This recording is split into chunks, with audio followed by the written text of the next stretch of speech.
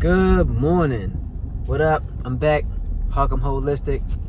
Quintel Harcum, the founder of Harcum Holistic and Good Part and Company.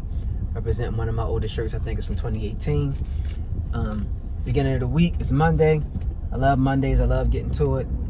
I'm not one of the people who get the Mondays or anything like that. It never mattered to me. Even when I had my corporate job, like going to work on Monday was never a big deal. Unless it was a Monday after one of our parties.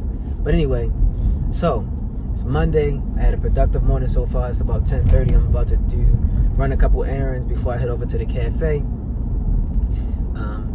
This morning, I had my top 3 things to do. 2 of those things I've done already.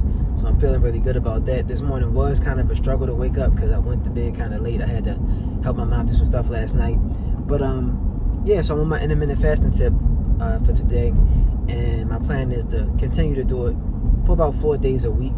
There was a time where I was just doing it every day, but I want to get back to it just to kind of keep my energy where I like it to be. But something that I've thought about doing intermittent fasting, because I've been doing it now for about 4 years, 3 to 4 years, like regularly. So I'm getting used to it. You know, I'm starting to gain some mastery over it. But one thing that used to have me caught up every time is like, once I start eating, it's like opening the floodgates, and I gotta just keep eating and keep eating and keep eating, right? Because you are hungry, you do feel hunger pains, but the whole point is for you to have control over how you eat, not just what you eat, but how you eat, right? So you don't want to overindulge just because you was hungry and now you're breaking your fast. Also, you don't really want to break your fast with too many heavy foods, right?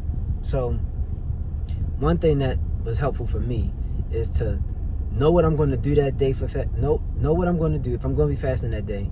Know what I got to do throughout that day, and always think about what am I going to have for dinner. Like, think of that. Start with the end in mind. What am I going to eat at the end of the day? Because that lets me know, like, all right, I'm going to get these certain types of nutrients or whatever. But also make it a meal that you can really, really enjoy. If you're going to save up, if you're going to wait all that time, you know, eat something that you really like and know that that meal is coming. That way you don't OD and do too much when you go to break your fast. So I'm gonna break my fast around 12 o'clock. I'm just gonna have some fruit, maybe something like a peanut butter and jelly sandwich. Yeah, that has a lot of bread, you know. Sometimes that can have you feeling like kind of bloated. If you got gluten reaction, and there's that with the bread, but it does well for me, you know. Almond butter, peanut butter. I said almond butter, you know, strawberry jam, whatever my bread is. Like real basic, real simple. You know, I'm keeping it real simple to break my fast. That way when I go have my dinner, you know, I can have something more enjoyable, right? A little more fancy, a little more flavorful. You feel me? So that's kind of what helped me really start to master how I do my intermittent fasting. Like really thinking about what's going to happen at the end of my day. What meal do I want to have at the end of the day? And I'm going to be honest, I don't know what I'm going to have for dinner. But all I know is I can choose to have something that's just, you know, more appetizing for me because I took it easy, you know, coming out of my fast. Also, one thing I used to do with my fast is like I would eat and then I would snack like immediately because I'm probably gonna be busy between the time that I first eat when I break my fast and dinner. So I was like always have some snacks, but I would have the snacks immediately because again, I'm still thinking I gotta eat because I haven't eaten in so long. But you know, you really gotta start with the goal in mind, understand the benefits that you're trying to get from intermittent fasting. I'm not trying to lose weight. I'm trying to honestly just keep my energy up. I feel more energized when I don't eat early in the morning or early during the day. And also to gain discipline, right? To just practice discipline over myself, over my eating habits, over my overall habits. Because if I know I'm fasting, then it's going to continue to make me want to do the right thing while I'm fasting. Like, all right, I'm fasting. I might as well get some stuff done because I got time. Like, I don't have to stop, cook, make food, run and buy food. My body's not going to spend time breaking down the food that I'm going to eat. So, like, for that whole block of time that I'm awake from 5 to 12 o'clock, like, I can do what I want to do during that 7 hours. And I do work out fasted. So this morning I kept it light. I just did push-ups, some squats. I did a little 10-minute yoga exercise, right? Just for mobility, to get my blood flowing. You know, nothing too intense.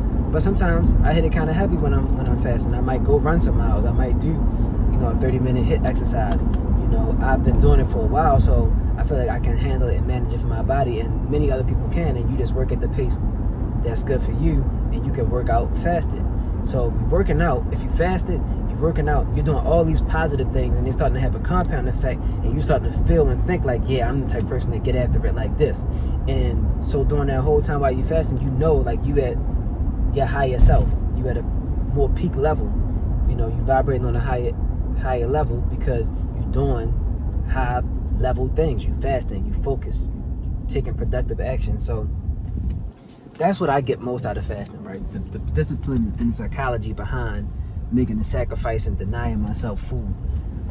So I just wanted to share that. Think about what you're going to have at the end of the day. Think about that delightful meal that you're going to have at the end of the day, so that you don't spoil your whole appetite and ruin your fast by eating way too much, or starting to eat and then feeling like you have to continue to eat uncontrollably because you may have been, you know, pretty hungry by the time you broke your fast. So, you know, much power to you if you are out there practicing intermittent fasting. You know, do some research. Think about the windows that work for you. For the most part, I do 14-8. So, did I say 14-8? No, 16-8. Yeah, so I only eat between 12 and 8 o'clock. And then from 8 p.m. until 12 p.m. the next day is 16 hours. I won't eat anything. I may drink something. Of course, I may have tea.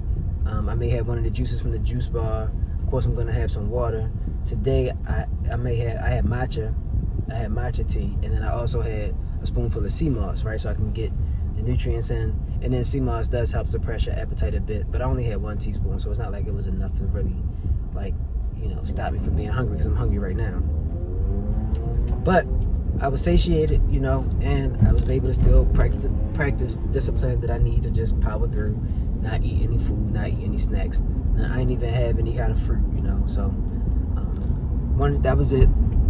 That's one of the things that helped me get through fasting, thinking about the meal that I want to have at the end of the day, really letting that be something I can enjoy and not just trying to indulge too much when I go to break my fast and overindulging and kind of feeling guilty after I break my fast and stuff like that. So about to head into the restaurant store, grab some things for the cafe so I can clean up a little bit more, you know, keep things tight, keep things neat and orderly. And I'm gonna get back with y'all on the next episode. I'm out.